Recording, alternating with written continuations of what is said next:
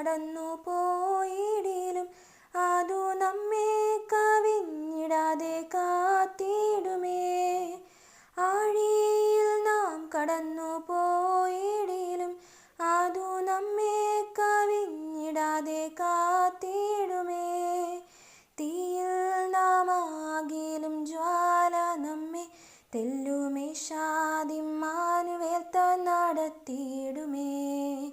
തീയിൽ നാം ആകിലും ജ്വാല നമ്മെ തെല്ലുമേശാതിമ്മാനുവേൽ നടത്തിയിടുമേ.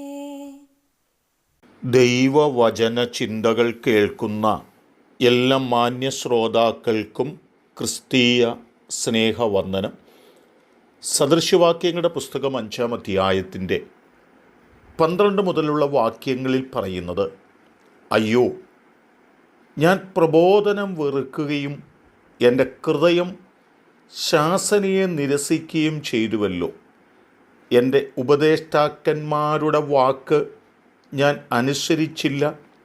എന്നെ പ്രബോധിപ്പിക്കുന്നവർക്ക് ഞാൻ ചെവി കൊടുത്തില്ല. സഭയുടെയും സംഘത്തിൻ്റെയും മധ്യേ ഞാൻ ഏകദേശം സകല പോഷത്വത്തിലും അകപ്പെട്ടുപോയല്ലോ എന്നിങ്ങനെ പറവാൻ സംഗതി വരരുത്.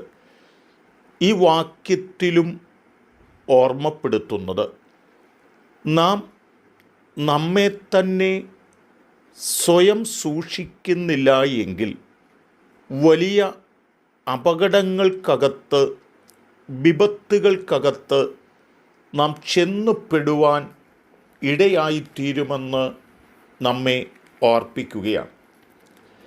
ഉൽപ്പത്തി പുസ്തകം 31-ാം അധ്യായത്തിനകത്ത് ലാബാൻ്റെ വീട് വിട്ട് കടന്നു പോകുന്നതായ യാക്കോബിൻ്റെ പിന്നാലെ ലാബാൻ കടന്നു പോകുവാൻ ആഗ്രഹിക്കുമ്പോൾ യഹോവയായ ദൈവം ലാബാനോട് പറയുന്നത്, നീ യാക്കോബിനോട് ഗുണമെങ്കിലും ദോഷമെങ്കിലും പറവാതിരിപ്പാൻ സൂക്ഷിക്കണം എന്ന് പറയുകയാണ്.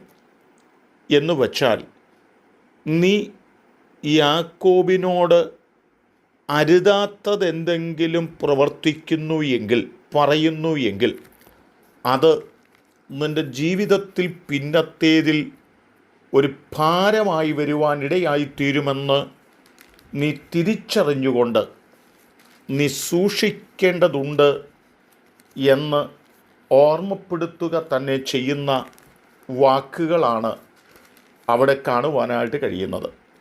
നാം ഉൽപ്പത്തി പുസ്തകം 24-ാം അധ്യായത്തിലേക്ക് കടന്നു വരുമ്പോഴും ഓർപ്പിക്കുന്നൊരു വാക്കുണ്ട്.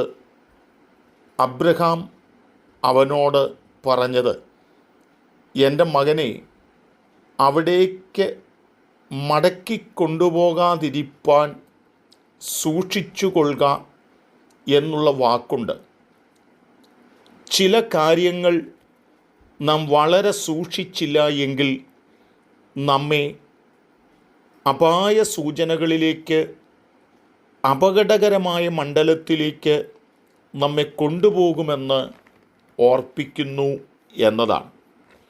മത്തായി സുവിശേഷം 4-ാം അധ്യായം 1 മുതൽ 10 വരെയുള്ള വാക്യങ്ങൾ വായിക്കുമ്പോൾ ദൈവത്തിൻ്റെ തിരുവചനം ആഴമായി ഹൃദയാന്തർഭാഗങ്ങൾക്കകത്ത് സൂക്ഷിച്ചു വെച്ചിട്ടുള്ളതുകൊണ്ടാണ് കർത്താവായ യേശുക്രിസ്തു പരീക്ഷകൻ്റെ മുൻപിൽ രക്ഷപ്പെടുവാനായിട്ട് കഴിഞ്ഞത്. തൻ്റെ വാക്കുകളും തൻ്റെ പ്രവൃത്തികളും കാണുമ്പോൾ ഒരൽപ്പം ശ്രദ്ധയോടുകൂടി അവനോട് ഇടപെടുകയായിരുന്നില്ല എങ്കിൽ അപകട സൂചനകൾ മുൻപിൽ വന്നുപെടാൻ സാധ്യതയുണ്ടായിരുന്നതുകൊണ്ട് യേശു കർത്താവ് പോലും വളരെ ശ്രദ്ധയോടുകൂടി തന്നെ സൂക്ഷിച്ചുകൊണ്ട് സംസാരിക്കുന്നതും ഇടപെടുന്നതും രേഖപ്പെടുത്തപ്പെടുകയാണ്.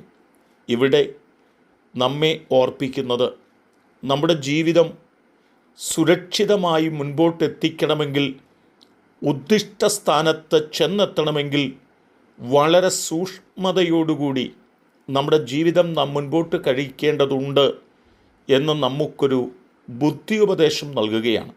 എന്നെ കേൾക്കുന്ന പ്രിയപ്പെട്ടവരെ, അപകടങ്ങളും അനർത്ഥങ്ങളും ചതികളും വഞ്ചനകളുമൊക്കെ പതിയിരിക്കുന്ന ലോകത്ത് നാം നമ്മെ തന്നെ സൂക്ഷിച്ചുകൊണ്ട് നമുക്ക് മുൻപോട്ട് പോകാം.